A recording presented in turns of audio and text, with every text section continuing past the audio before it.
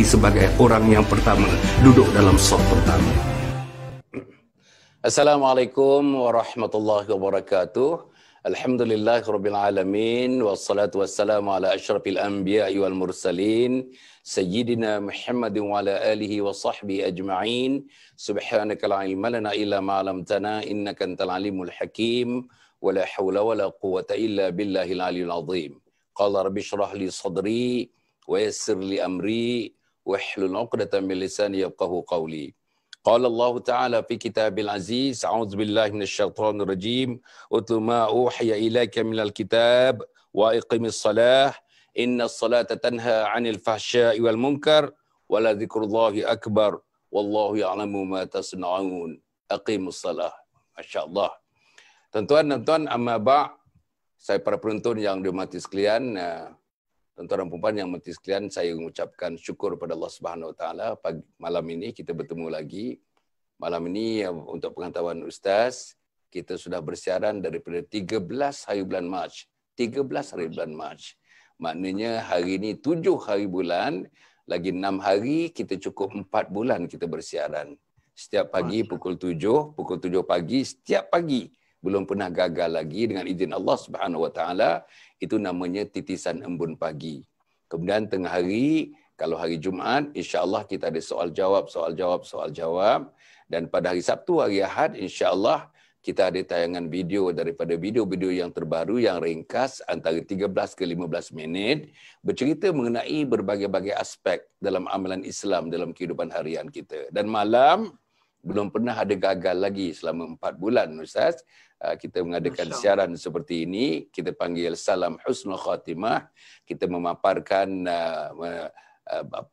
teman-teman daripada golongan ilmuwan, agamawan, profesional dan orang biasa pun untuk bercerita, untuk bersama-sama, untuk bersembang-sembang mengenai hal agama yang berkaitan dengan diri kita, tidak lain dan tidak bukan ialah agama Allah Subhanahu Wa Taala. Malam ni para penonton yang mati sekalian, kita sangat berterima kasih. Kita bersiaran terus bersama dengan teman daripada Pasir Putih Kelantan, tuan-tuan yang berhijrah baru 1 minggu agaknya daripada Kuala Lumpur, berhijrah ke sana bersama dengan isterinya dan anak-anaknya untuk menubuhkan pusat pengajian di kalangan orang dewasa dan kanak-kanak dan sebagainya. Satu usaha yang sangat-sangat murni, tuan-tuan. Nak disambung usaha ini sebagai jalinan seluruh Malaysia nanti. Kita hendakkan usaha-usaha yang sedemikian untuk membina anak-anak, memberikan warna agama, jiwa agama kepada mereka. Sebab kita dapati sekarang ini, nampak ada orang mengatakan macam seolah-olah agama terpinggir dalam kehidupan kita. Malam ni, tuan-tuan dan puan, kita bincangkan satu perkara yang memang, Ustaz, tiap-tiap kali kita bersiaran selama 4 bulan ni, tak pernah kita tak sebut satu perkara. Apa yang kita tak sebut? Dalam tajuk apa pun, kita bisa sebut perkara ni. Apa dia? Dianya ialah salah atau sembahyang, tuan-tuan. Mesti kita sebut. Dalam malam ni, tuan-tuan dan puan, kita akan membincangkan tajuk kualiti salat generasi silam. Kualiti salat generasi silam. Artinya, generasi yang hidup bersama Nabi Muhammad dan bergenerasi selepas Nabi Muhammad sampailah kepada tuan-tuan kumpulan tabi'in dan orang-orang salih dan orang-orang yang beriman yang kita kenali mereka, bagaimana salat mereka, insya-Allah. Apa gunanya, tuan-tuan? Gunanya kita nak ada satu benchmarking. Maknanya kalau itu salat mereka, macam manalah salat kita? Ada di antara kita, minta maaf saya nak sebutnya, banyak yang teman-teman sahabat-sahabat menyebutnya, Ustaz, ada di antaranya yang tak salat lagi. Ada yang salat tapi tak regular. Ada yang salat zuhur, salat asar tak salat, isyak salat, subuh tak salat. Subuh tak salat ni kebanyakanlah Ustaz, boleh katakan rampant orang-orang subuh tidak bersalat. Jadi tuan-tuan dan puan, dalam tidak bersalat, tidak mengindahkan salat, meminggirkan salat, macam mana pula malam ini kita nak cerita benchmark tentang salat. Macam mana sahabat-sahabat salat zaman Nabi Muhammad dan selepas Nabi Muhammad sallallahu alaihi wasallam. Bersama dengan kita tuan-tuan dan puan, saya jemput khas sebenarnya sahabat kita orang muda ni, tuan-tuan, sahabat kita ni. Alhamdulillah, namanya tuan-tuan dan puan Usama Marvelous. Usama Marvelous. Marvelous tu dampaknya ejanya bukan marvelous eja orang putih marvelous, tapi ada iras-iras marvelous macam tu. Marvelous ni maknanya wah bagus, marvelousnya berkualiti, marvelous ni hebat, marvelous ni di luar daripada dugaan dan biasa kebangsaan biasanya. Jadi tuan-tuan dan puan beliau ialah Al-Fadhil Maulana Usamah Marvelous yang bersama kita pada malam ini. Tuan-tuan, saya panggil semata-mata beliau adalah di antara orang yang boleh berbincang sikit, boleh membicarakan tajuk kita ni. Sebab pengalaman beliau belajar di Pakistan, belajar di Yaman, belajar di berbagai-bagai tempat dengan lawatan-lawatan satu dunia, di banyak tempat mereka sudah pergi dan dengan teman-temannya. Sudah tentulah tuan-tuan, message yang disampaikan pada malam ni, message kata orang melalui observation, message melalui bacaan, message melalui majlis-majlis ilmu yang digarap oleh beliau, dan message sejak beliau kecil lagi sampai sekarang ni tuan-tuan dan puan, beliau sentiasa berada dalam suasana ilmu, suasana kegairahan mencari ilmu, suasana beramal dan melihat tuan-tuan dan puan orang-orang yang hebat-hebat, maknanya para guru, maha guru yang telah mendidik beliau, mungkin dapat diceritakan yang berkaitan dengan solat. Jadi para penonton umat Islam, saya perkenalkan yang berbahagia Maulana Usamah yang menjadi tetamu kita pada malam. Apa khabar Ustaz? Alhamdulillah, masya-Allah, khabar baik. Alhamdulillah, syukur kepada Allah Subhanahu Wa Taala, masya-Allah. Terima kasih banyak-banyak. Okay, alhamdulillah Ustaz. Seronok saya. Macam mana di Pasir Putih sekarang? Hujan ke tidak Ustaz? Hari ini tak hujan hari ini. Kalau semalam ada hujan sikit. Alhamdulillah. So macam mana Ustaz menyesuaikan diri dengan pembangunan dan sebagainya di sana? Dah mula pembangunan kan untuk membina madrasah dan membina pondok dan sebagainya. Dah bermula ke belum lagi Ustaz? Madrasah kami, pondok kami tu sekarang ni baru tahap membersihkan tanah. Cuma sekarang ni keadaan kita belum dapat untuk timbun tanah lagi. Untuk samakan sebab disebabkan cuaca hujan yang mana 2 hari sekali hujan, sebab tanah bukit tak dapat nak diambil lagi. Jadi keadaan agak terbantutlah sekarang ni. Asyik. Rancangannya lebih kurang apa Ustaz? Rancangannya apa? Sekarang bila dah siap tu rancangannya apa lebih kurang untuk pengetahuan para penonton ribuan yang menyaksikan kita pada malam ni? Apa rancangannya Ustaz? Okey, perancangan kita pondok ni, pertama sekali saya tak namakan tempat pengajian ni sebagai madrasah, bahkan saya sebut sebagai pondok. Sebab pondok ni dia adalah lebih familiar bagi masyarakat Kelantan. Sebab tujuan saya buat pondok ini adalah untuk saya menyelami orang kampung saya, sama ada dari golongan dewasa, orang tua, kanak-kanak. Sebab saya nak lipatkan semua orang kampung dengan pengajian agama, supaya mereka inilah yang akan menjadi asbab sebagai orang yang akan bawa agama pergi seluruh alam. Jadi pengajian kita, tempat pondok kita ni ada juga pengajian untuk orang dewasa, mungkin kita akan bina pondok untuk mereka, dan juga ada pengajian untuk pelajar-pelajar tahfiz dan juga pengajian kitab untuk pelajar-pelajar yang remaja, insya-Allah. Jadi mohon doa daripada semua penonton untuk supaya doakan hasrat saya ni semoga tercapai, insya-Allah. InsyaAllah. Para penonton yang hormati sekalian, kita sangat menyambut baik apa juga usaha yang berkaitan untuk meningkatkan kefahaman, meningkatkan amalan secara beristiqamah dan mati dengan agama Allah Subhanahu Wa Taala. Tak ada orang yang tidak mengalu-alukan apa yang diusahakan oleh Maulana Usamah. Sesungguhnya insya-Allah apa yang perlu tuan-tuan, bukan saja kita menyokongnya daripada belakang, tapi kita akan ke depan menyokongnya dalam beberapa bentuk sokongan yang dapat diberi, insya-Allah. Nanti saya akan bagi peluang kepada beliau dalam 1 minit di hujung nanti untuk menyeru kepada tuan-tuan apa yang boleh dilakukan untuk membantu menghidupkan pondok yang nak dibangunkan itu, insya-Allah. Okey, untuk permulaannya Ustaz atau Maulana, tajuk kita ialah kualiti salat generasi silam.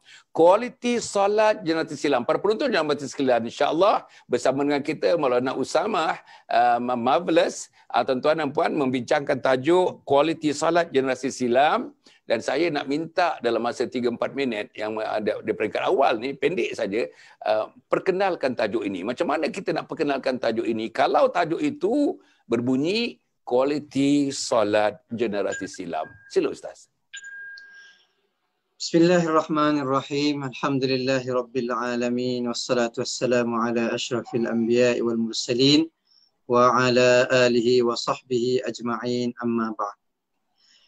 Terima kasih saya ucapkan kepada ayahanda saya Al-Fadhil Datuk Dr. Hassan Ali dan juga kepada semua penonton-penonton yang menyertai pengajian kita ataupun live perkongsian kita pada malam ni. Jadi disebut kata solat. Solat ini adalah satu perkara yang sangat penting. Sehingga baginda Nabi SAW telah menyifatkan solat itu sebagai tiang agama. As-salatu imaduddin. Solat itu adalah tiang agama. Faman aqamaha faqad aqamad-din. Barang siapa yang mendirikan salat, maka dia telah mendirikan agama. Wa man tarakaha, dan barang siapa yang meninggalkan salat, faqad hadamad-din, maka dia telah meruntuhkan agama. Okey, ini kalau kita tengok pada hadis ini, yang bahagia Datuk dan semua penonton-penonton sekalian, ini adalah bagi orang yang salat dengan orang yang tak salat. Adapun perbincangan kita pada malam ini ialah merujuk kepada orang yang salat, bagaimana nak membawa kualiti salat. Kualiti. Kalau kita tengok pada hadis tadi, Rasulullah sallallahu alaihi wasallam telah mengatakan bahawa bukan orang yang tunaikan salat, tapi orang yang membangunkan salat. Faman aqamaha, barang siapa yang membangunkan salat. Yang dimaksudkan di sini ialah membangunkan salat. Maka bila sebut membangunkan salat, dia bukan setakat kita salat. Bahkan salat itu dibangunkan secara sempurna. Sebagaimana satu bangunan yang siap dengan piling dia, siap dengan dia punya besinya, siap dengan dia punya arkitek yang akan mengukur bangunan itu, barulah bangunan itu layak untuk diduduki. Begitu juga dengan solat yang dibangunkan, barulah solat ini benar-benar jadi tiang agama, sehingga semua kebaikan kita dapat bertapak di atas solat. Dan bagaimana dapat kualiti ini? Kualiti ukuran kita, maka inilah tajuk yang kita bincangkan, iaitu kita nak membawa kualiti solat kita mengikut kualiti orang-orang yang terdahulu. Sebab Rasulullah sallallahu alaihi wasallam telah mengatakan, sallu kama raaitumuni usalli. Salatlah kamu sebagaimana kamu melihat aku sedang bersolat. Jadi adakah kita semua melihat Rasulullah solat? Saya pun tak pernah melihat Rasulullah salat, yang berbahagia Datuk pun tak pernah melihat Rasulullah salat, dan saya yakin, saya pasti semua penonton-penonton yang sedang menyaksikan live ini pun tak pernah melihat baginda sallallahu alaihi wasallam salat. Maka bagaimana? Maka inilah yang dipanggil sebagai kualiti salat orang yang terdahulu, yang mereka telah lihat guru mereka salat. Guru mereka telah melihat guru mereka salat. Mereka melihat tabi'in salat. Mereka melihat sahabat salat, dan sahabat radhiyallahu taala anhum melihat baginda Nabi sallallahu alaihi wasallam salat. Maka kualiti yang dikatakan dengan kualiti salat, mesti salat itu adalah salat yang mengikut mereka ini. Yang mengikut mereka ini. Kita perlu gariskan pandukan salat kita mengikut mereka-mereka ini yang telah diiktiraf oleh baginda Nabi sallallahu alaihi wasallam. Saya rasa mudah-mudahan ianya satu penjelasan tuan-tuan semua kita dapat faham perkara ini, iaitu salat kita tak akan mungkin kualiti selagi mana kita tidak letakkan garis panduan salat kita mengikut salat orang-orang yang terdahulu. Bagaimana kualiti salat mereka? Ya bagi Datuk. Okey, alhamdulillah. Para penonton yang hormati sekalian, gistnya apa yang disebut oleh Maulana tadi ialah salat berkualiti. Salat mesti ada elemen kualiti. Nanti kita akan sebut khusyuknya, bacaannya, rukun qalbinya, rukun qaulinya, rukun fi'li dan berbagai-bagai lagi nanti. Dan kita tengok contoh-contoh daripada para sahabat. Mungkin ada tabi'in sekali. Tuan-tuan apa yang nak sebutkan, seluruhnya nak berkualiti tak berkualiti. Manusia yang paling berkualiti menunaikan salat seorang, Nabi Muhammad sallallahu alaihi wasallam. Yang itulah yang tuan-tuan nak ikut, yang itulah saya nak ikut, yang itulah yang diturunkan kepada sahabat-sahabat, diturunkan kepada tabi'in dan sebagainya, sampailah kepada guru-guru kita yang menggambarkan bagaimana salat sepatut disalatkan, dan salat mereka tuan-tuan terus ikut cara yang dibuat oleh Nabi Muhammad sallallahu alaihi wasallam. Mudah-mudahan tuan-tuan dan puan itu yang pertama yang diterangkan tentang tajuk kualiti salat. generasi silam yang lepas. Nombor dua yang saya nak bincang-bincang dengan Maulana, ialah bila kita sebut kualiti ni, bila sebut kualiti, dia mesti ada gambaran-gambaran. Misalnya kalau kita katakan barangan ini berkualiti, barang ini berkualiti, mestilah siapa yang buat barangan ini, apa dia punya konten barangan ini, berapa dia punya garanti dia, berapa banyak dia punya lifespan dia, berapa banyak harganya dan sebagainya. Tuan-tuan dan puan, berapa orang boleh pakai, semuanya tu tuan-tuan. Itu menggambarkan kualiti. Kulitnya bagaimana, kalau beg misalnya, semuanya. Macam mana kulitnya tuan-tuan dibuat, macam mana jahitannya, seluruhnya. Refinement daripada produk yang nak dibeli itu, tuan-tuan dan puan, mempunyai 100 daripada pertanyaan-pertanyaan kita untuk mendapatkan barangan itu, dan pertanyaan-pertanyaan itu menjurus kepada kualiti. Jadi dalam solat ini yang disebutkan tuan-tuan dan puan, inilah di antara ibu segala salat, dan disebutkan tiang as-salatu imaduddin, salat itu tiang agama. Oleh kerana pentingnya, oleh kerana hulunya, oleh kerana tuan-tuan penghulu kepada segala ibadah itu adalah salat, sudah tentulah kita nak tahu sekarang ini Maulana, salat yang bagaimana dikatakan salat yang berkualiti itu. Sila Maulana. Masya Allah, Allahu Akbar. Sebenarnya bila membicarakan tentang perkataan kualiti satu-satu salat, ianya sangat luas bagaimana disebutkan oleh yang berbahagia Datuk tadi. Ianya sangat luas. Apa yang saya faham, apa yang saya dapat ringkaskan daripada apa saya sebutkan daripada apa yang disebut oleh bahagia Datuk, maksudnya ialah sifat salat. Sifat salat yang macam manakah yang dikatakan dengan salat yang berkualiti?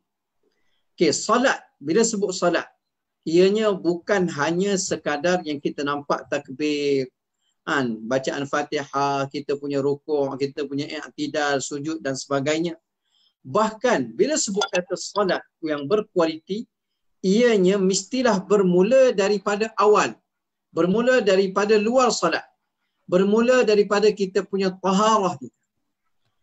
Bermula daripada taharah kita, dalam bab taharah, bagaimana cara kita bersuci, bagaimana cara kita beristinja, kita macam mana cara masuk kita ditandas kita, bagaimana kita menyucikan najis kita, bagaimana cara kita berwuduk, sehingga tahap penggunaan air juga akan menentukan kualiti salat kita.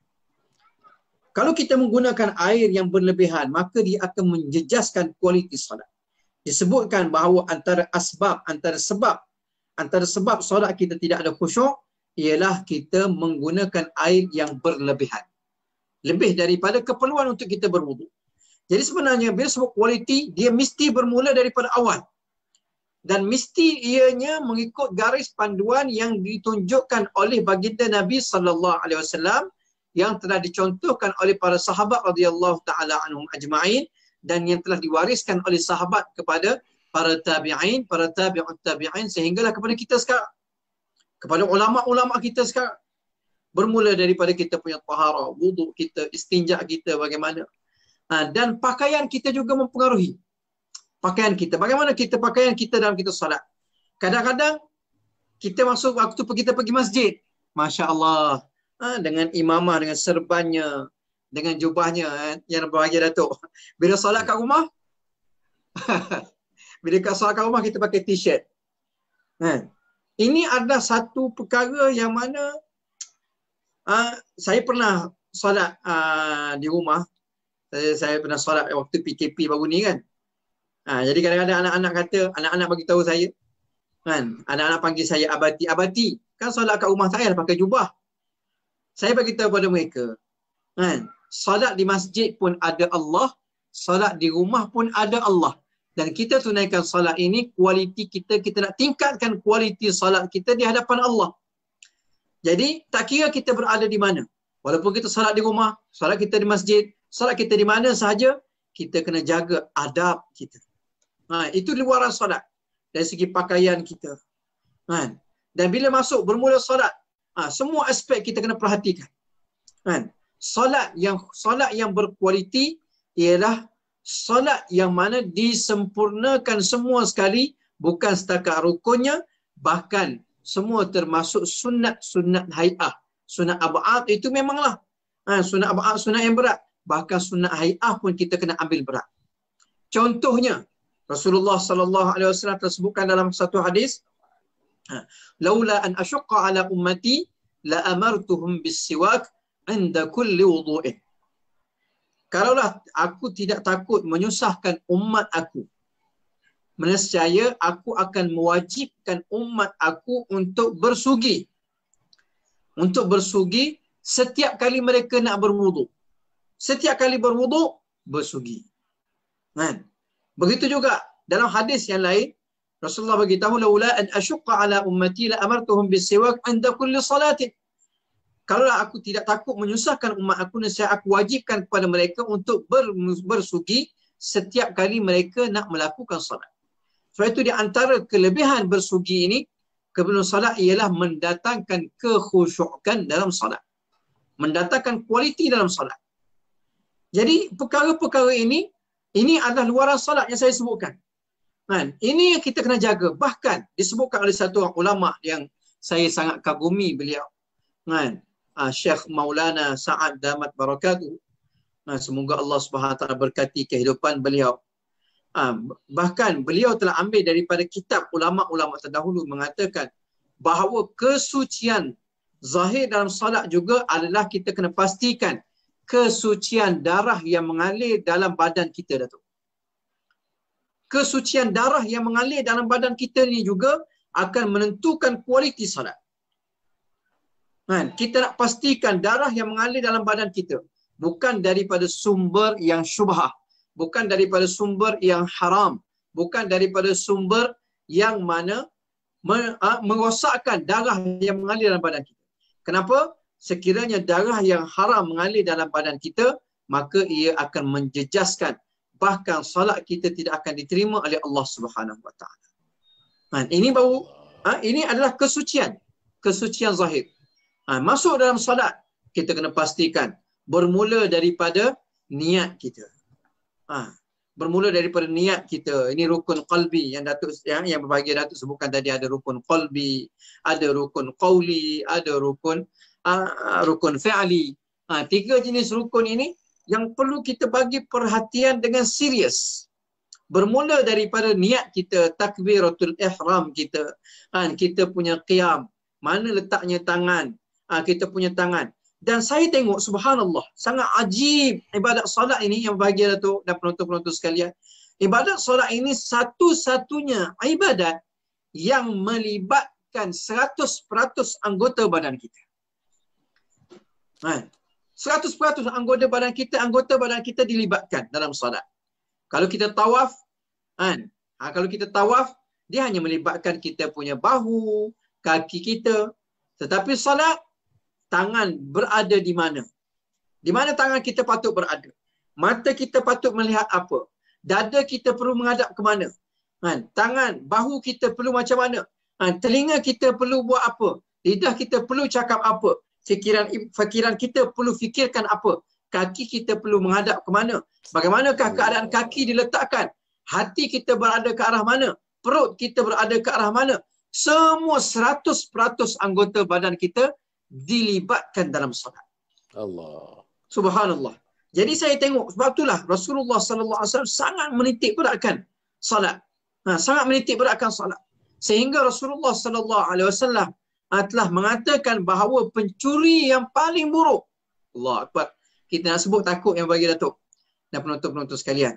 Takut kita tergolong dalam golongan. Rasulullah mengatakan pencuri yang paling buruk ialah mereka yang mencuri dalam salatnya. Maka sahabat radhiyallahu taala anhum yang mendengar sabdaan Nabi sallallahu alaihi wasallam ini sangat terkejut dan sangat keheranan. Bagaimana orang yang dalam salat boleh mencuri? Maka sahabat radhiyallahu anhu tanya daripada Nabi sallallahu alaihi wasallam, ya Rasulullah, bagaimanakah orang mencuri dalam salatnya? Rasulullah mengatakan ialah orang yang mana tidak menyempurnakan rukuk dan sujudnya. Tak menyempurnakan rukuk dan sujud. Jadi sebab tu semua perkara ini akan menentukan kualiti salat kita. Bagaimana kita punya rukuk, dengan kita punya tamak-ninah, bagaimana kita punya i'tidal, kita punya tamak-ninah macam mana, kita punya sujud, 7 anggota badan kita perlu ada di mana, perlu cecah di tempat yang kita sujud, tangan kita menghadap ke arah mana, Subhanallah, kalau saya nak huraikan bab ni yang bagi Datuk dan penonton-penonton sekalian, saya rasa memang InsyaAllah. memang satu ni, tapi itulah hakikatnya, sehinggalah sampai kita bagi salam semua dipenuhi dengan semua perintah-perintah Allah, sehingga guru saya Mufti Zainal Abidin rahmatullah alaih di Pakistan, dia mengatakan bahawa ada lebih daripada 2,000 masail dalam salat. Allah. 2,000 masail, lebih daripada 2,000 masail. 2,000 masalah dalam solat yang perlu kita teliti satu persatu. Subhanallah, dan inilah satu-satunya ibadat yang Rasul sebutkan, yang Rasulullah sallallahu alaihi wasallam sebutkan, awwalu ma yuhasabu bihi al-'abdu yaumal qiyamah.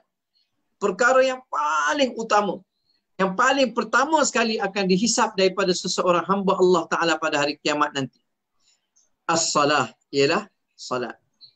Idza saluhat, apabila baiknya salat dia, saluha sairu amali, maka akan baiklah semua amalan-amalan dia lain.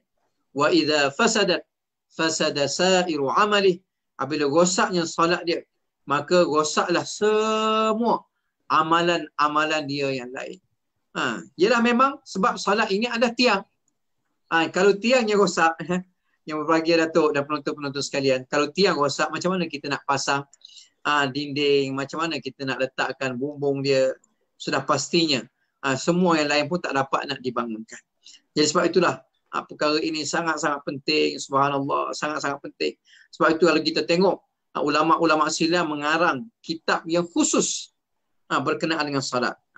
Kita tengok ada kitabnya, ada sebut kitab Safinatus Salah, khusus berkenaan dengan salat. Disebutkan, dan ada juga kitab dipanggil sebagai Muniyatul Musalli, karangan Syekh Daud Al-Fatani, juga membincangkan tentang khusus tentang salat. Kenapa mereka, ulama-ulama ini, mereka sangat sedar betapa pentingnya kualiti salat ini dibangunkan dalam kehidupan umat. Dan bagi saya, yang bagi Datuk, perkara yang paling utama yang perlu ada dalam diri kita sekarang ini ialah kepentingan menjaga kualiti salat. Bukan sekadar kita tunaikan salat, bahkan macam mana kita nak tingkatkan kualiti salat kita. Ini kesedaran yang paling utama. Dan kesedaran inilah yang perlu dipupuk dalam diri kita semua. Sehingga bila ada kesedaran ini, barulah kita akan usaha pergi jumpa ulama, jumpa ustaz-ustaz untuk kita tanya, belajar daripada ulama bagaimana nak jaga kualiti salat kita. InsyaAllah. Okey, para penonton dan penonton sekalian, ya, tuan-tuan, kita dah mengikuti. Saya rasalah apa yang disebut oleh Maulana Usamah pada malam ini kepada sebahagian daripada kita, mungkin ulasannya itu agak pertama kali kita dengar. Walaupun tuan-tuan dah diceritakan, tetapi penceritaan yang biasa yang kita baca tuan-tuan dalam buku perukunan dan sebagainya yang selalu kita baca itu mungkin tidak mendetail dan tidak tuan-tuan menusuk untuk menggambarkan kepada kita pentingnya kualiti. Yang pertama tadi tuan-tuan, dia kata salat ini kena dibangunkan. Dibangunkan salat itu. Dan dia bagi contoh tadi tuan-tuan, nak membangunkan bangunan dan sebagainya.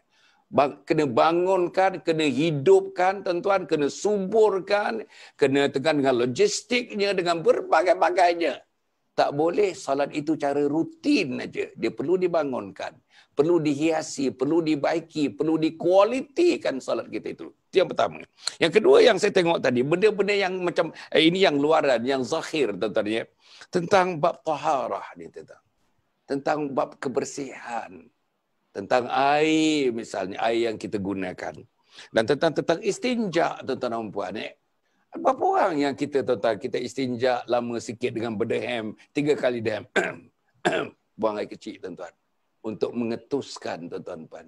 Supaya tidak ada lagi lebihan-lebihan itu yang juga menjadi najis nanti walau kita menunaikan salat. Itu. Berapa orang yang serius tentang itu? Ialah perkara ni, tuan-tuan, mudah, perkara ni biasa didengar, tapi berapa orang yang buat? Kita tengok anak-anak kita macam mana dia basuh. Basuh kencing dia, macam mana dia basuh, tuan-tuan. Sambil begitu saja. Sambil berdiri kadang-kadang, tuan-tuan dan puan. Itu kita tengok. Yang ketiga tadi, tentang ialah pakaian. Kita agak mudah, tuan-tuan. Apa yang disebut oleh Maulana tu terkena kepala kita. Terkena betul-betul kepala kita. Mudah aja. Tuan-tuan, saya ingat dulu masa kecil-kecil tengok pergi rumah orang, tuan-tuan pergi rumah saudara pun. Solat tak pakai baju, Ustaz. Tak pakai baju. Allah. Tak pakai baju, Ustaz. Betul-betul mata saya masa kecil-kecil tu. Sampai sekarang pun kalau kita pergi kampung-kampung, rumah zinc, panas, Ustaz. Akhirnya tak berbaju semayang, Ustaz. Berkain saja tak berbaju. Inilah cara persembahan kita kepada Allah. Cuba kita nak jumpa bos. Cuba kita nak jumpa menteri. Cuba kita nak jumpa pemimpin besar negara. Cuba nak kita jumpa the king of the kings of the world. Macam mana persediaan kita, tuan? Tempah baju, Ustaz. Tempah baju yang mahal-mahal. Tempah kasut. Tetapi kita berdeman dengan penjadi kepada the kings of the kings tu. Itulah yang kita bagi. Tak berbaju, tuan-tuan. Ini dia. Kemudian tu yang disebut tentang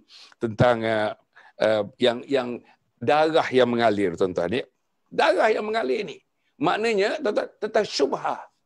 Cuba tengok peti ais kita, tuan-tuan. Tengok peti ais kita. Buka. Pergi ke dapur kita buka. Sardin yang kita beli. Ada tak tanda halal dia? Benda-benda yang macam inilah, tuan-tuan. Yang tanda halal pun kadang-kadang dipersoalkan. Apalagi yang tak ada tanda halal. Mi misalnya, tuan-tuan. Mi yang dibuat oleh orang Islam memang dah ada, tuan-tuan. Tuan-tuan pergi ke Malakat Mall. Nun di Cyberjaya. Tuan-tuan pergi supermarket. Modern supermarket, tuan-tuan. Cuba nak memberikan alternatif. Semua barang-barangan 100% halal. 100% halal. Dijamin. Tapi tuan-tuan dan puan, masih lagi kita pergi kepada tempat-tempat yang dikurkan syubhah, apalagi yang haram, tuan-tuan dan puan. Kadang-kadang buka peti ais, ada pula benda-benda tu, tuan-tuan. Ada masih lagi benda-benda tu. Ada lagi tin-tin, tuan-tuan. Tin-tin itu. Bukan tin Coca-Cola, bukan tin Pepsi Cola, berbuih juga dia. Tetapi buih yang memangnya haram, tuan-tuan dan puan. Macam mana? Kemudian, tuan-tuan dan puan, apa yang disebutkan tadi, dia melibatkan 100. Tuan-tuan cuba bayangkan. Saya pun boleh dengar malam ni, tuan-tuan. Salat ini melibatkan 100% anggota kita. Anggota luar, anggota dalam. Anggota zahir, anggota batin. Yang anggota batin ni kita tak bincangkan lagi sebenarnya, tuan-tuan dan puan. Payang, tuan-tuan. Dan disebutkan tadi, ulama menyebutkan, tuan-tuan, 2,000 masail. 2,000 persoalan mengenai salat. Kita satu persoalan saja, tuan-tuan, tentang pakaian waktu kita salat pun tak terjawab oleh kita, tuan-tuan dan puan. Apalagi yang besar-besar. Sudah tentu yang masailnya masail yang besar, masail yang sederhana, masail yang kecil yang terkumpul dalam 2,000 itu. Jadi maknanya malam ini, tuan-tuan, kita bincang. Maulana Usamah telah buka daripada Pandora box nampaknya. Dah buka pintu untuk kita, tuan-tuan. Tengok khazanah mengenai salat, tuan-tuan. Khazanah mengenai salat. Dan saya yakin kalau saya ingat nak sambung nanti Maulana Saya dengan Maulana ni dah jadualkan paling tidaknya sebulan 2 kali. Maknanya selepas ini 2 minggu selepas ini berjumpa lagi Maulana. Saya nak sangat tuan-tuan dan puan. Sebab saya tengok apa pintu yang dibukakannya, tuan-tuan. Satu pintu yang tuan-tuan dan puan saya rasalah selagi kita tak melangkah masuk, saya sangat gemetar, tuan-tuan. Takut nak berjumpa dengan Allah Subhanahu Wa Taala. Jadi sebab itu, tuan-tuan, saya seronoklah betul-betul malam ni. Terima kasihlah pada... Saya tak pernah dengar lagi. Ada 200 masalah, 2,000 masalah. Saya tak dengar lagi. Melibatkan 100% anggota. Aduh, tuan-tuan dan puan. Takut, tuan-tuan. Ada beberapa anggota tak salat sama, tuan-tuan. Ya Allah, ya Allah, ya Allah. Jadi, tuan-tuan dan puan, insyaAllah. Maulana, kalau kita rehat sekejap dalam 1 minit untuk mendengar pesanan daripada Yayasan Sabah. Lepas tu kita akan sambung. InsyaAllah, nanti di ujung, tuan-tuan, saya hendak Maulana menceritakan sikit kepada kita apa yang dia ada yang boleh kita manfaatkan untuk umat, terutamanya untuk keluarga dan untuk jiran tetangga dan sahabat-sahabat kita untuk menikmati satu kehidupan insya-Allah yang halalan thayyibah, yang kita makan yang halal, yang baik-baik, tuan-tuan dan puan. Insya-Allah mungkin ada yang nak ditawarkan kepada kita nanti. Kita tengok sekarang, tuan-tuan, pesanan daripada Yayasan Sabah. Anjur Husnul Khatimah ialah sebuah projek bagi mengisi saudara keperluan insan-insan di permukaan bumi ini, iaitu untuk mati dalam husnul khatimah sesuai dengan doa kita. Allahumma khtim lana bi husnul khatimah wa la takhtim alaina bisu'il khatimah. Insya-Allah sebuah projek, sebuah kampus, sebuah kompleks yang dinamakan Anjur Husnul Khatimah yang akan didirikan tidak berapa lama lagi, dan insya-Allah akan memberikan khidmat yang terbaik kepada seluruh umat Islam untuk hidup dalam Islam dan mati dalam husnul khatimah. Wassalamualaikum warahmatullahi wabarakatuh. Assalamualaikum warahmatullahi wabarakatuh. Menepati apa yang dibincangkan sekarang ini, mungkin rujukan boleh dibuat kepada 3 buku yang saya hasilkan. Buku yang pertama, saudara, ialah Khidmati Ayah Bunda Hingga Akhir Hayat. Buku yang kedua ialah Husnul Khatimah, Impian Setiap Muslim. Dan buku yang ketiga ialah bukunya Isteriku Ketua Bidadari Syurga. Dapatkan buku ini tuan-tuan dan puan. Bacakan buku ini, insya-Allah. Inilah buku panduan untuk kita menjadi insan yang baik, menjadi muslim yang baik, menjadi mukmin yang baik. Wassalamualaikum warahmatullahi wabarakatuh. First Move Childcare Center adalah sebuah organisasi yang melaksanakan fungsi-fungsi untuk mendidik, mengasuh anak-anak. Program yang kita kenalikan ini ialah untuk membantu ibu bapa. Kita hendak anak-anak tuan-tuan sihat, fizikalnya, tahap intelektualnya, tahap emosionalnya, yang pentingnya ialah tahap spiritual. First Move Childcare Center ini, First Move artinya sentiasa ke depan saja. Mereka akan berdiri sebagai orang yang pertama, duduk dalam saf pertama.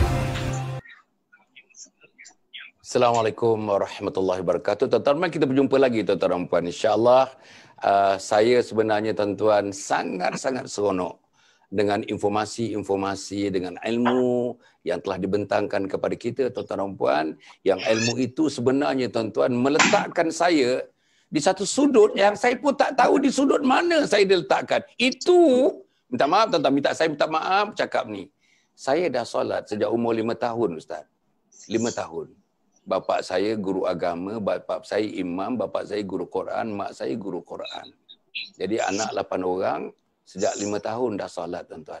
Tapi bila Ustaz sebut tadi, 100% daripada anggota kita turut sama bersolat. Dan ada 2,000 permasalahan-permasalahan mengenai salat. Allah Ustaz, saya diletakkan di satu tempat yang saya tak tahu di mana tempat saya dalam hubungan saya dengan salat. Apapun Ustaz, saya nak sikit tentang kelebihan salat ni Ustaz. Saya nak bacakan semuanya, tapi saya nak minta Ustaz ulas 1-2 perkara saja.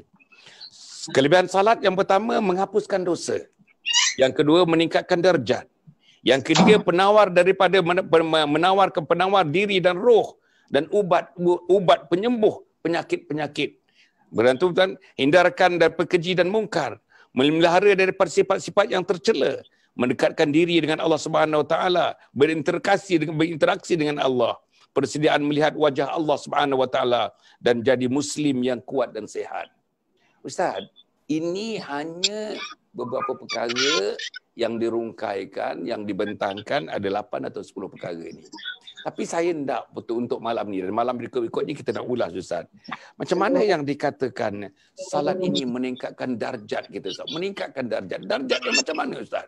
Darjat yang macam mana ditingkatkan melalui salat?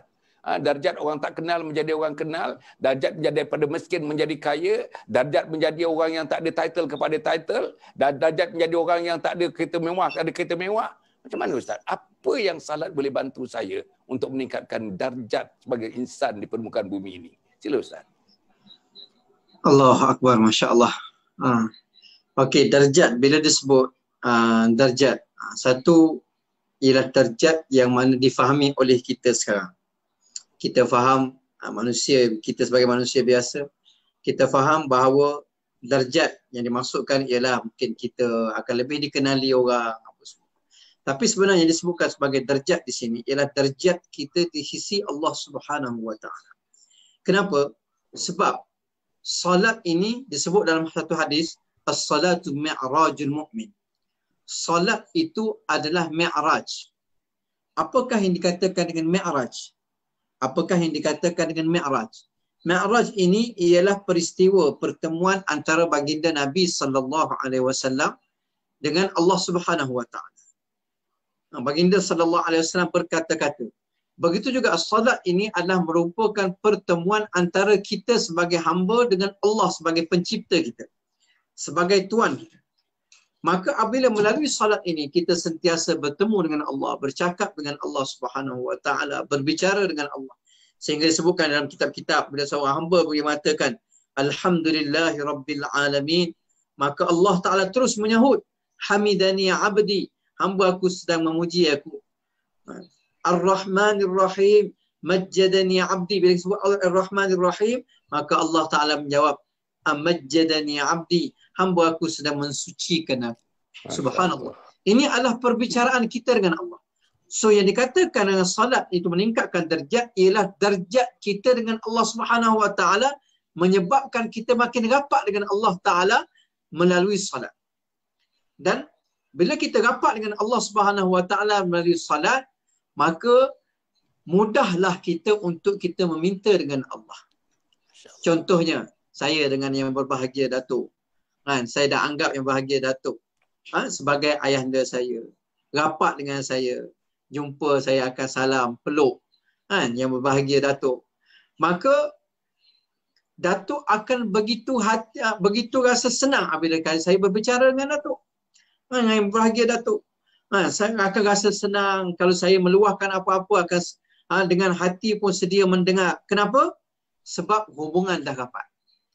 Begitu juga bila darjat hubungan kita dengan Allah Subhanahu Wa Ta'ala dah rapat, kita makin rapat dengan Allah Subhanahu Wa Ta'ala, maka setiap luahan hati kita itu Allah Subhanahu Wa Ta'ala dengar dengan penuh perhatian kepada kita. Sebab itu disebutkan bahawa kana Nabi sallallahu alaihi wasallam idza hazabahu syai' fa fazi'a ila salat. Adalah baginda Nabi sallallahu alaihi wasallam apabila ditimpa sesuatu, Rasulullah sallallahu alaihi wasallam mendapat apa-apa kesusahan, maka baginda bersegera menuju kepada salat. Baginda segera menuju kepada salat. Kenapa nak bagi tahu kepada kita? Kerana salat ini akan menyebabkan dia rapat dengan Allah Subhanahu Wa Ta'ala. Darjat di sisi Allah Ta'ala makin meningkat. Maka dia bagi tahu apa-apa pun pada Allah, maka Allah Subhanahu Wa Ta'ala akan dengar dengan penuh perhatian. Sebab itu kita kata adanya solat hajat. Adanya solat hajat. Ada juga sesetengah golongan yang mana mengatakan tak ada solat hajat. Solat hajat ni bid'ah dan sebagainya, tak apa. Yang tu kita letak tepi. Kita tak nak sembang pasal bid'ah apa semua. Cuma kenapa kan dikatakan dengan solat hajat? Sebab ialah kita ada hajat dengan Allah. Maka kita tunaikan salat. Kerana salat ini adalah merupakan ummul ibadah, ibu kepada segala ibadat. Maka melalui ibadat yang ummul ibadah ini, kita nak merapatkan diri kita dengan Allah. Kemudian selepas itu kita minta, ya Allah, saya ada hajat ya Allah. Saya perlukan ini ya Allah. Saya perlukan ini ya Allah. Maka rintihan kita, perbicaraan kita akan didengar oleh Allah Ta'ala dengan penuh tawajuh, dengan penuh perhatian. Dan Allah Subhanahu Wa Ta'ala akan tunaikan hajat kita. Ini kan, ni dia katakan dengan darjat kita. Darjat kita dengan Allah akan makin hampir, makin dekat dengan Allah Subhanahu Wa Ta'ala. Sehingga dalam satu hadis kursi, Allah Subhanahu Wa Ta'ala telah menyebutkan bahawa hamba aku mendekatkan diri aku dengan melalui solat-solat sunat, sehingga apabila dekat dengan aku, apa sahaja permintaan dia aku akan tunaikan. Subhanallah.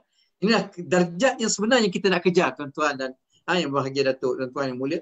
Melalui darjat inilah sebenarnya yang kita hari ini sangat-sangat Allah Subhanallah, Allah Akbar, yang kita alfa, yang kita lalai, yang kita lupa, yang kita leka. Kita kejar darjat keduniaan sehingga kita lupa, kita leka dengan darjat yang sebenarnya itu. Bagaimana darjat saya dengan Allah makin hampir kepada Allah.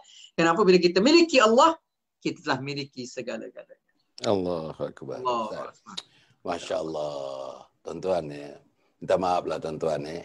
Kita boleh sebut tentang darjat ni tuan-tuan. Dulu ada filem Piramli, antara dua darjat tuan-tuan. Itu darjat daripada orang miskin dengan orang kaya. Itu lain ceritanya tuan-tuan dan puan. Tapi darjat dalam penginginan kita tuan-tuan, kadang-kadang tuan-tuan, manusia ni sampai mati mengejar darjat, mengejar kedudukan untuk diiktiraf oleh masyarakat, untuk mendapatkan penyokong yang ramai, untuk orang mengetahui dia mempunyai kekuasaan yang paling hebat. Itu darjat tuan-tuan. Tapi yang disebut darjat menghampirkan diri kepada Allah. Darjat untuk tuan-tuan dan puan menyembahkan diri kita, beribadah kepada Allah. Darjat supaya kita tuan-tuan dan puan diiktiraf kekasih-kekasih Allah Subhanahu Wa Taala. Tuan-tuan dan puan yang mati sekalian, cantik ulasan itu. Ustaz, saya nak pergi terus kepada kualiti salat yang kita bincangkan ni di zaman silam, kualiti salat zaman silam. Cerita tentang Sayyidina Ali karamallahu wajhah.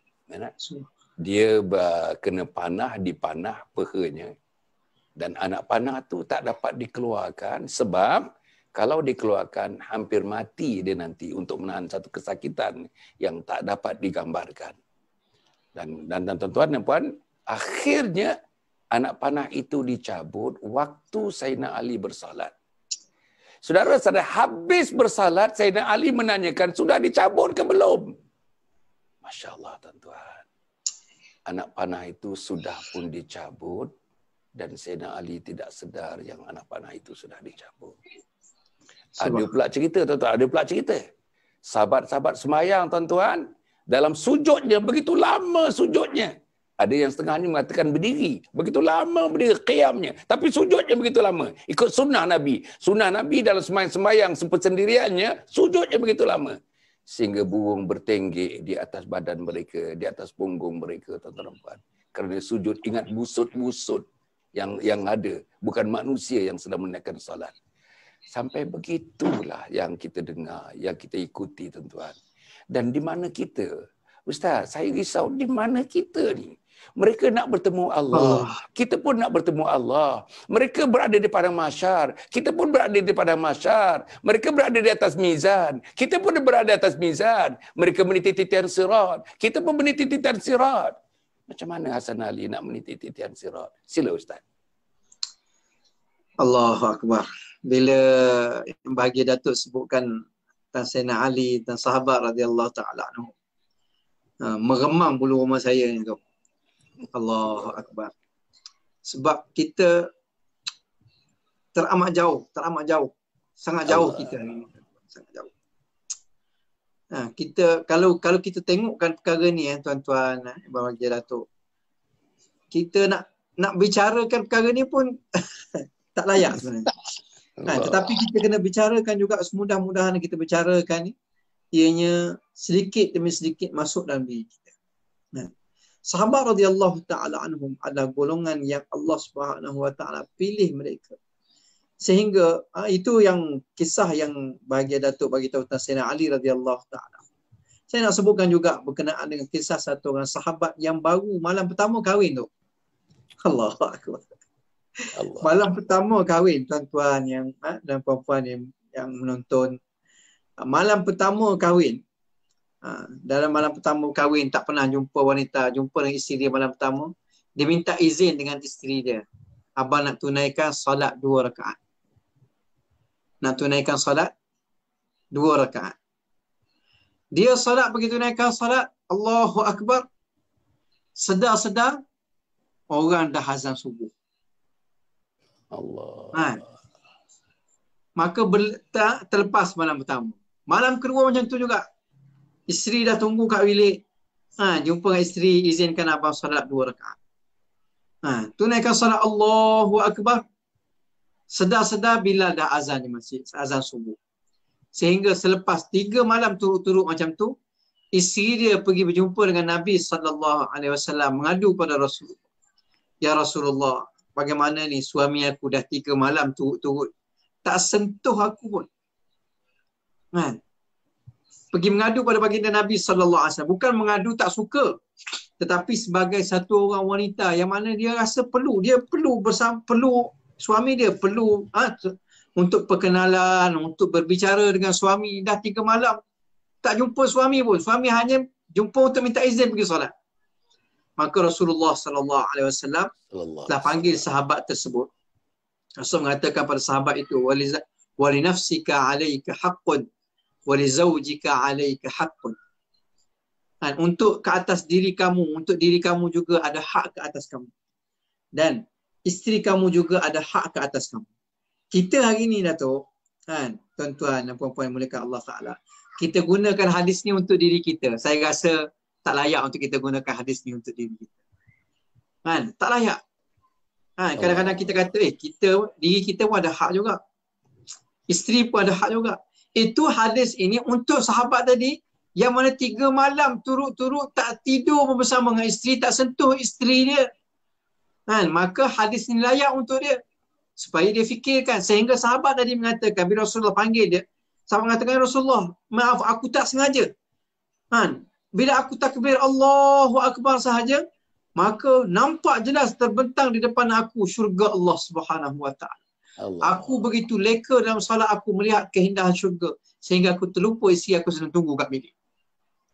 Ini yang dikatakan subhanallah, ini yang dikatakan dengan hakikat solat. Dengan hakikat solat, dan solat yang sebeginilah yang akan menzahirkan buah dia. Kan? Sebab tu ulama selalu bagi perumpamaan. Ulama selalu bagi perumpamaan. Contoh kalau kita lihat, kita pergi ke pasar raya bawa anak-anak kita, tengok ada patung singa. Kan? Ada patung singa, anak kita mempeluk patung singa tu, angkat, kan? Tarik telinga dia, tarik janggut dia, kan? Tolak dia punya hidung, korek dia punya mata. Apa singa tadi buat? Kan? Singa tu tak dapat buat apa-apa. Kenapa? Dia hanya patung. Dia hanya patung. Dia adalah singa tapi singa patung. Kan? Tapi cuba kalau singa betul. Kan? Bukan kata kita nak pegang, kita dengar ngauman dia pun dah cukup dah untuk kita lari terkencing-kencing. Kan? Kenapa? Sebab itu adalah singa yang hakiki. Sahabat radhiyallahu taala anhum, solat mereka adalah solat yang hakiki. Solat yang sangat kualiti, solat yang hakiki. Subhanallah, benda yang tak pernah terfikir dan tak pernah ada dalam ilmu kemodenan hari ini, dalam kecanggihan dunia hari ini, kan, itu telah sahabat radhiyallahu anhu capai melalui solat mereka. Menghidupkan keldai yang mati telah berlaku di zaman sahabat radhiyallahu taala. Allah. Menghidupkan anak yang telah mati. Subhanallah. Bila saya baca kisah ni, saya selalu bagi tahu kepada isteri-isteri saya. Kan, isteri-isteri tu. Saya bagi tahu kepada isteri saya, tengok, ini seorang sahabat wanita. Sahabat wanita, seorang sahabiah yang baru peluk Islam, tiba-tiba anak dia meninggal. Kan? Maka dia telah solat 2 rakaat, dia telah minta dengan Allah, ya Allah, engkau memang akan hidupkan anak aku. Kalau tidak engkau hidupkan hari ini, engkau akan hidupkan dia juga suatu masa nanti. Ya Allah, kalau dia mati sekarang, maka ya Allah, kaum aku akan mencaci aku, akan memaki aku, mengatakan, tengok, sebab kau peluk Islam lah, maka musibah ini telah menimpamu. Ya Allah, aku mohon dengan kau, ya Allah, kau hidupkanlah anak. Sahabat radhiyallahu anhu mengatakan bahawa pada paginya kami menguruskan jenazah anak itu, petangnya kami makan bersama-sama dengan anak tersebut. Kenapa? Sebab inilah kualiti, hakikat. Mereka telah capai hakikat salat. Kan? Sehingga anak yang telah meninggal, Allah Ta'ala hidupkan kembali melalui 2 rakaat salat. Kan? 2 rakaat salat. Sebab tu dipanggil sebagai ada tiga perkara 2. 2 air mata, 2 rakaat salat, dan 2 tangan mengangkat minta dengan Allah. Bila 3-2 ini hidup, maka insya-Allah tak ada benda yang mustahil dalam hidup ini. Allah Subhanahu Wa Taala akan buka. 2 rakaat salat, 2 titisan air mata, 2 tangan yang minta daripada Allah Subhanahu Wa Taala. Inilah yang boleh menggegarkan dunia. Sehingga sahabat radhiyallahu taala anhum, mereka kita dengar macam-macam, subhanallah, bila sebut kisah sahabat radhiyallahu taala anhu yang bahagia Datuk, berlaku juga pada Sayyidina Ali radhiyallahu anhu, kita dengar. Yang mana rumah tak ada makanan. Balik jumpa dengan Sayyidatina Fatimah radhiyallahu taala anha, tanya makanan, tak ada. Tak ada makanan nak dimakan. Maka apa yang dia buat? Kalau kita pergi mana? Pergi ke rumah ketua kampung, minta pinjam duit ke, minta bantuan ke. Tapi mereka sedar bahawa ketua kepada segala ketua adalah Allah, dan Allah Ta'ala telah bagi dah salat sebagai jalannya untuk minta daripada Allah. Sayyidina Ali radhiyallahu anhu pergi ke mana? Pergi ke masjid. Pergi ke masjid, salat 2 rakaat, balik tanya isteri, dah ada ke belum? Dah ada apa-apa ke belum? Isteri kata belum. Pergi lagi, sehingga 3 kali dia pergi ke masjid. Balik kali ketiga, isteri dia sedang sibuk menadah bekas tak menadah gandum yang keluar daripada kisaran gandum. Sampai semua bekal-bekal dalam rumah dah tak muat dah. Allah. Melalui apa? Melalui 2 rakaat solat, tetapi bukan solat macam saya. Solat yang ada hakikatnya. Yang hari ni kita kena kejar. Hari ni kita kena berlumba-lumba. Macam mana kita nak dapatkan hakikat solat ini sehingga supaya apa? Supaya solat ini benar-benar memberi kesan sebagaimana dijanjikan oleh Allah Subhanahu Wa Taala. Masya Allah, para penonton yang hormati sekalian, ya, makin dibuka pintu dia, makin dalam kita lihat, makin dalam kita lihat. Tuan-tuan dan puan, satu perkataan disebutkan tentang hakikat salat. Masya Allah. Saya sebenarnya tak sabar-sabar, tetapi masa tidak mengizinkan untuk kita mengupas, melihat apa dia hakikat salat. Hakikat, apa yang sebenarnya? What is the reality of the real? The real of the reality. Apa dia sebenarnya? Takut tuan-tuan, kita ni hanya solat sentuh-sentuh kulit-kulit begitu. Kulit tu pun yang kita sentuh tuan-tuan tak sempurna. Bacaan tak sempurna, amalan tak sempurna, perbuatan tak sempurna, niat tak sempurna, hati tak sempurna. Nanti tuan-tuan, saya rasa dalam 2 minggu lagi bila kita bertemu dengan Maulana, kita nak cerita tentang hakikat salat. Biar salat yang ada hakikat, tuan-tuan dan puan, insya-Allah. Dan kita nak cerita nanti bila kita bertemu tuan-tuan, satu tajuk tentang yang ini banyaknya tuan-tuan kita tinggalkan tuan-tuan. Masjid yang datang masjid Maulana 1%. 1% di mana-mana penduduk dalam dunia ni, Malaysia terutamanya, 1% yang datang masjid. Kalau misalnya penduduk kawasan tu 2,000, tuan-tuan, 2,000 tak ada 20 orang yang datang masjid, tuan-tuan. Less than 1%, tuan-tuan. Jadi kita nak bincang nanti bila berikutnya ialah hakikat dan solat berjamaah. Saya nak bagi sikit tuan-tuan. Nabi Muhammad sallallahu alaihi wasallam di akhir tahun yang ke-11 Hijrah, waktu nak wafat tuan-tuan, sakit Nabi macam sakit orang lain. Derita Nabi macam derita orang lain. Sengsara Nabi macam sengsara orang lain. Pun ketika itu tuan-tuan, dia minta 2 orang sahabat memapah Nabi tuan-tuan. Dalam keadaan demam yang sangat hebat, panas badan, sakit tuan-tuan dan puan, tak mampu, sebelum tu tak mampu. Dan dia lega sikit, minta 2 sahabat tuan-tuan, papah Nabi. Papah Nabi, Aisyah mengatakan tuan-tuan, jalur-jalur kaki Nabi itu nampak garisan-garisan tuan-tuan. Pasal dipapah. Ada masanya jatuh dia dipapah. Masih lagi dia menunaikan sembahyang berjamaah. Sampai tuan-tuan waktu Isyak, pertama kalinya Abu Bakar Siddiq imamkan, kaulah jadi imam salat ini. Tuan-tuan yang saya muliakan sekalian, itu Nabi. Nabi manusia yang tidak berdosa. Nabi maksum. Hasan Ali ini syarat dengan dosa. Kita tak nak berjamaah. Kita tak nak baiki salat. Kita tak nak mentahsinkan salat kita. Inilah yang berlaku. Sebab itulah kami bawa tuan-tuan insya-Allah supaya kita cerita tajuk ini, dan 2 minggu yang akan datang kita nak cerita mengenai hakikat salat, termasuk hakikat berjamaah dalam kita menunaikan salat.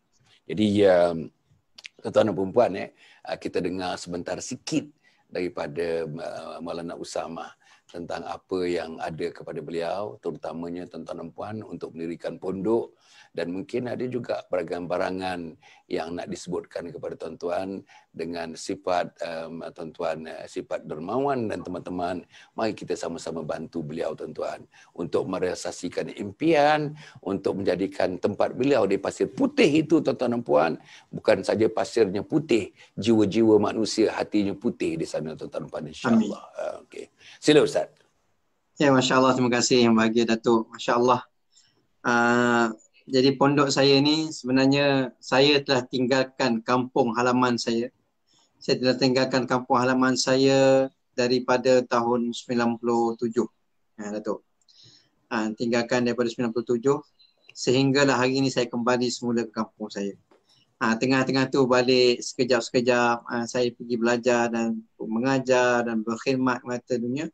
Sehinggalah ada daripada penduduk kampung yang meminta kepada saya supaya kata mereka cukuplah Ustaz merantau kami di kampung ini, penduduk kampung juga berhajat untuk dapatkan ilmu daripada ustaz, khidmat daripada ustaz. Dan ada Masya Allah saya sangat bersyukur dan sangat berterima kasih. Ada di kalangan penduduk kampung yang telah mewakafkan dalam 1,5 ekar tanah kepada saya untuk membangunkan pondok. Masya Allah, jadi atas permintaan dan menghargai permintaan penduduk kampung ini, saya telah buat keputusan untuk saya bangunkan pondok dengan nama Pondok Miftahul Hidayah. Maksud Miftahul Hidayah maksudnya ialah anak kunci hidayat. Kita nak buka hidayat tu sehingga orang kampung ini jadi asbab hidayat pergi seluruh dunia. InsyaAllah. Jadi sekarang ini kita baru di tahap permulaan pembangunan. Dan saya telah pun menjemput arkitek untuk tengok dan kita untuk tengok tempat untuk pembangunan masjid dan pembangunan tempat pengajian dan sebagainya. Jadi kita di tahap permulaan. Jadi kita sangat-sangat masya-Allah kita memberi peluang, membuka peluang. Sebenarnya tuan-tuan, dalam madrasah ni, madrasah tak berhajat sebab madrasah ini milik Allah.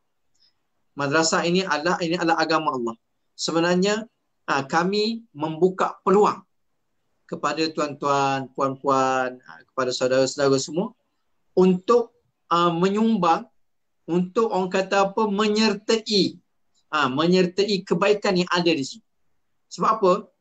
Kalau kita sekarang di peringkat permulaan, kalau kita menyumbang, Masya Allah, orang yang terawal, semua orang yang datang selepasnya, dia pun akan dapat sama.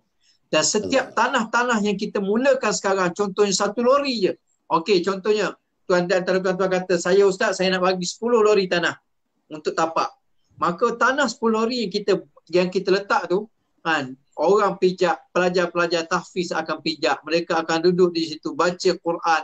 Mereka akan baca Al-Quran. Cahaya-cahaya Al-Quran, kita ada dalam kubur. Mungkin waktu itu kita dah ada dalam kubur, tapi cahaya itu akan masuk ke dalam kubur kita, tuan-tuan. Allah.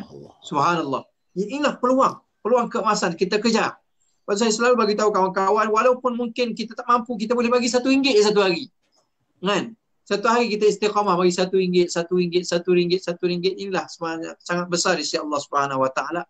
Dan saya target, saya sebagai orang yang mengasaskan Pondok Miftahul Hidayah ini, saya bercita-cita untuk tidak ambil apa-apa habuan pun daripada pondok. Maksud saya tak nak, kalau boleh, saya tak nak untuk ambil apa-apa bayaran daripada pihak pondok, daripada wang pondok.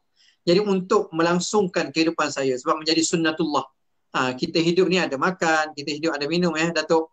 Kita hidup ada keluarga, ada ni.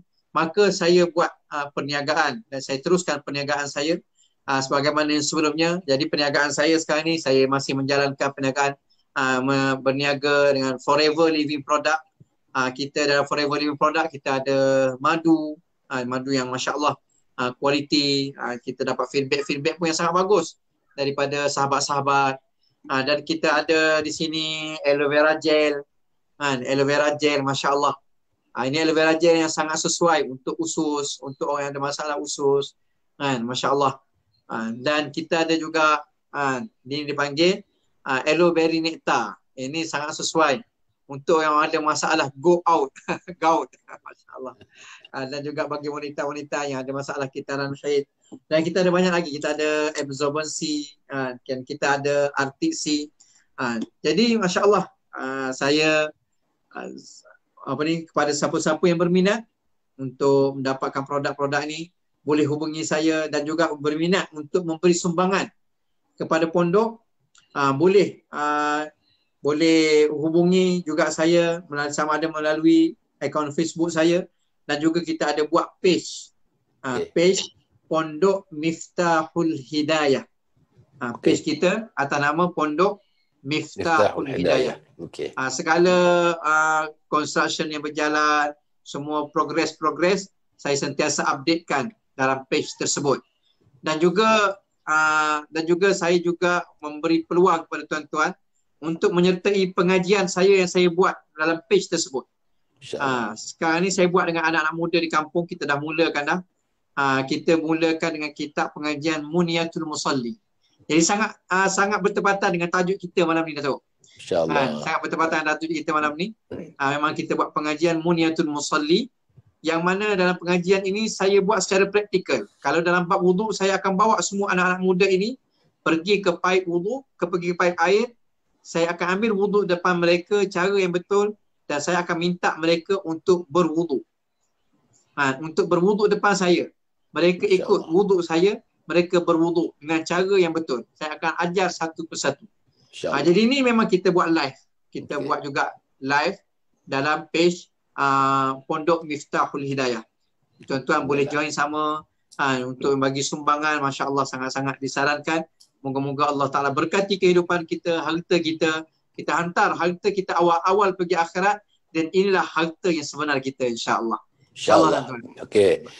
Para penonton, ada 3 perkara dekat situ. Yang pertama sekali, tuan-tuan dan puan, insya-Allah Maulana Musamah sedang mendirikan Pondok Miftahul Hidayah.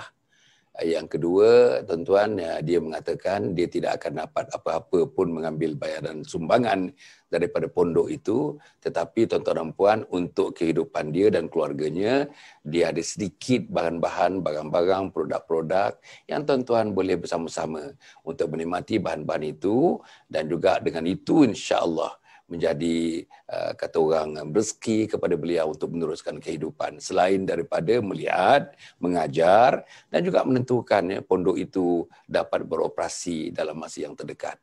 Dan yang ketiga, tuan-tuan, ialah pengajian-pengajian sudah pun bermula, tuan-tuan, tadi pengajian tentang membetulkan wuduk dan sebagainya. Itu asas, tuan-tuan. Ingat tak tadi? Nak salat yang bagus, nak salat yang ada kualiti, taharah. Antara dalam taharah itu wuduk. Tuan-tuan dan puan, saya dah perhati Maulana selama 40 tahun dalam summer camp saya. 1.2 juta anak-anak mengikut summer camp saya. Tapi yang boleh ambil wuduk betul-betul, buka kitab, buka buku fiqah, tengok macam mana ambil wuduk, macam mana anak kita ambil wuduk. Ada seorang ustaz perhatikan bagi markah. Tuan-tuan, 90% tak lulus wuduk mereka. Allah. 90% tak wuduk. Setengahnya tak tahu, tuan-tuan. Setengahnya tak tahu nak mula mana. Dia tengok kawan dia. Kawan dia basuh muka, dia basuh muka. Kawan dia basuh siku, tangan dia basuh siku tangan. Begitulah, tuan-tuan. Minta maaf saya menyebutkan ini. Tapi itulah yang sebenarnya, tuan-tuan, yang berlaku. Dan kita harap insya-Allah dengan Maulana berada di Pasir Putih di sana, insya-Allah sana dibuka, kemudian pun ada cawangan-cawangan lagi yang dibuka oleh teman-teman yang lain untuk menentukan solat kita bukan cerita saja. Kalau cerita berkualiti, paling tidaknya sebelum kita mati. Kalau kualiti itu 100%, kalau kita dapat 1% daripada 100% itu pun agaknya dalam zaman fahsyak dan mungkar ini, barangkali, tuan-tuan, ada pertimbangan di sisi Allah Subhanahu Wa Taala. Jadi, tuan-tuan dan puan, saya untuk kita pula, tuan-tuan, di Anjung Husnul Khatimah ni, untuk pengetahuan Ustaz pun tahu, Maulana pun tahu, kita nak bangunkan Anjung Husnul Khatimah. Tuan-tuan, yang ini agaknya besar sikit, 12 juta ringgit di tanah yang seluas 4.5 ekar begitu. Tanahnya kita dah beli, harganya hampir 1 juta. Tuan-tuan dan puan, di atas tanah itulah kita wakafkan. Kita beli tanah itu, kita wakafkan tanah itu. Tuan-tuan dan puan, Jadi tanah itu atas nama Majlis Agama Islam Selangor. Di atas tanah itulah nak dibangunkan projek yang 12 juta ringgit itu. Namanya Husnul Khatimah. Apa dia projek Husnul Khatimah? Memberikan ilmu dan kemahiran dan keyakinan supaya kita dapat mati dalam husnul khatimah. Ilmu untuk mati. Namanya pendidikan hujung usia untuk mati dalam husnul khatimah. Saya ulang. Pendidikan hujung usia untuk mati dalam husnul khatimah. Agaknya konsepnya bukan konsep pondok. Mereka datang, ada 5 modul. Setiap kali mereka datang, 3 hari 2 malam, 3 hari 2 malam. Duduk di situ 3 hari 2 malam. Habis balik, bila lapang, datang lagi modul yang kedua. Habis balik, bila datang lagi modul yang kedua. Dan mereka boleh datang daripada Brunei, daripada Singapura, Selatan Thailand, daripada Indonesia, daripada Malaysia, Sabah, Sarawak, seluruhnya. Hari-hari di situ nanti, pertukaran orang datang, orang balik, orang datang, orang balik. Tuan-tuan, ada 250 orang hari-hari. Ramadan pun masih dibuka. Insya Syawal, 1 Syawal pun mereka akan bersemayang Aidil Fitri, Aidil Adha di situ, tuan-tuan. InsyaAllah. Dan tuan-tuan, satu perkara lagi yang kita nak bangunkan di situ ialah untuk anak-anak. Kita nak bangunkan anak-anak ni menjadi anak yang saleh, anak yang salihah. Bila tuan-tuan berada dalam keadaan sakratul maut, dalam nazak nanti, tuan-tuan tidak memerlukan dunia. Tuan-tuan tidak memerlukan wang ringgit. Tuan-tuan tidak memerlukan nama kedudukan. Tuan-tuan memerlukan satu baris. La ilaha illallah. Anak kita lah yang mentalkin ke kita nanti, tuan-tuan. Anak yang tak semayang tak boleh mentalkinkan kita. Anak yang tak tahu ambil wuduk tak boleh mentalkinkan kita. Anak yang tak datang masjid tak boleh mentalkinkan kita. Anak yang tak pernah duduk majlis ilmu tak boleh mentalkinkan kita. Jadi tuan-tuan, anak-anak inilah yang kita nak bina, insya-Allah, untuk menjadi teman rapat kita, gerakan kongsi kita, untuk sama-sama kita meniti titian sirat, sama-sama kita berada di atas mizan, dan sama-sama dibukakan pintu syurga buat kita dengan ahli-ahli keluarga kita, insya-Allah. Yang kedua, tuan-tuan, insya-Allah, buku-buku, tuan-tuan, kita boleh seminarkan. Ada 3 buku saya, tuan-tuan. Buku yang pertama, tuan-tuan, ialah Khidmati Ayah Bunda Hingga Akhir Hayat. Khusus untuk anak-anak, tuan-tuan. Dibina untuk anak. Mak kena baca, ayah kena baca. Library kena di rumah kena ada, library universiti kena ada, library sekolah kena ada, library persatuan kena ada buku ni, tuan-tuan. Jadi buku ini menceritakan bagaimana caranya, insya-Allah, kita nak didik anak tuan-tuan supaya menjadi anak-anak yang berguna, bukan saja kepada dirinya, kepada Allah dan Rasulnya, dan kepada ibu bapanya, untuk beri khidmat yang terbaik. Dan kita boleh seminarkan, tuan-tuan. Saya boleh pergi di mana-mana dengan teman-teman nanti bila dah habis COVID-19 ini untuk seminar setengah hari. Misalnya, seminar setengah hari, buku bertajuk Khidmati Ayah Bunda Hingga Akhir Hayat. Barulah kita dapat penghayatan, barulah kita dapat ilmu, barulah kita dapat keyakinan, barulah kita dapat, tuan-tuan, sebenar-benarnya hakikat ilmu. Tadi hakikat salat, hakikat ilmu. Tuan-tuan dan puan, inilah yang diperlukan. Dan yang 2 yang lain tu pun, buku tu boleh diseminarkan. Dan akhirnya, tuan-tuan dan puan, insya-Allah, kita ada taska kita. Sekarang ni ada 8 cawangan, 2 di Bangi, 1 di Kajang, 5 di Kuala Lumpur. Taska ni, tuan-tuan, kita ambil daripada 2 bulan sampai 4 tahun. 2 bulan, ini nursery, 2 bulan sampai 4 tahun. Namanya First Move Child Care Center. Apa gunanya, tuan-tuan? Kita nak bangunkan anak-anak ni, nak mewarnakan daripada 2 bulan, warnanya warna Islam. Kita nak warnakan anak kita ini, insya-Allah. Tuan-tuan dan puan, insya-Allah, mudah-mudahan. Dan kalau ada keuntungan, baru setahun 3 bulan belum ada keuntungan. Kalau ada keuntungan, tuan-tuan, disalurkan terus keuntungan itu kepada Anjung Husnul Khatimah. Yang buku-buku tadi, tuan-tuan, saya tulis buku itu, saya cetak, saya edar, saya urus. Kalau ada keuntungan, buku itu pun kita salurkan terus kepada Anjung Husnul Khatimah. InsyaAllah lah, tuan-tuan dan puan, marilah kita sama-sama, tuan-tuan, bantu usaha Maulana Usamah, bantu juga kita bersama-sama, insyaAllah, tuan-tuan. Orang Malaysia ni, tuan-tuan, boleh, tak ada satu orang pun orang Malaysia ni yang tidak boleh bantu. Sekurang-kurangnya RM1 yang disebut tadi, RM1, tuan-tuan. Kalau gaji kita RM5,000, RM1 itu apa, tuan-tuan dan puan? Kita makan kedai Tom Yam, tuan-tuan, bawa anak 4 orang, kita 2 orang, ada anak saudara 2 orang. Tuan-tuan, kita bayar RM180. Begitu saja, tuan-tuan dan puan. Jadi inilah yang kita kena fikir. Mudah-mudahan insya-Allah Allah merestui apa yang kita lakukan. Dan tuan-tuan dan puan, saya beri ingatan, besok pagi jangan lupa, tuan-tuan, pukul 7. Pukul 7, tuan-tuan, kita cerita mengenai titisan embun pagi. Besok kita nak cerita, tuan-tuan, dahsyatnya sakratul maut. Itu siri yang ketiga, tuan-tuan. Dahsyatnya sakratul maut. Jadi insya-Allah mudah-mudahan tuan-tuan bukalah besok, tuan-tuan, untuk pengetahuan tuan-tuan, yang 2 hari yang lepas dengan hari ini, tuan-tuan, dia punya reach sampai mencecah hampir 100,000, tuan-tuan, reach dia. Antara yang terbaik lah, tuan-tuan dan puan, insya-Allah. Mudah-mudahan Allah berikan kekuatan kepada kita dan lebih banyak orang faham, lebih banyak orang mengerti, lebih banyak orang menghayati, dan akhirnya lebih banyak orang tampil untuk untuk menatang agama Allah Subhanahu Wa Taala.